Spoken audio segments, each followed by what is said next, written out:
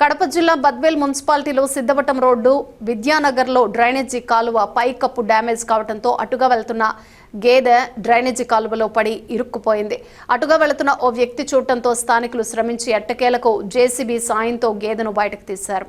Drainage కాలువ పైకప్పు నాసిరకంగా ఉండటంతోనే damage అయ్యిందని, అందువల్లనే అటుగా వెళ్తున్న గేదె పట్టడం జరిగిందని స్థానికులు ఆరోపిస్తున్నారు. అంతేకాకుండా చిన్నపిల్లలు వాహనదారులకు ఇలాంటి డ్రైనేజీ కాలువలు ప్రమాదకరమని, ఇప్పటికైనా బద్వేల్ మున్సిపాలిటీలో ఇలాంటి ఘటనలు చోటు చేసుకోకుండా మున్సిపాలిటీ అధికారులు చర్యలు తీసుకోవాలని, ప్రమాదకరంగా ఉన్న డ్రైనేజీ కాలువలకు వెంటనే మరమ్మతులు చేసి పైకప్పులు వేయాలని స్థానికులు కోరుతున్నారు.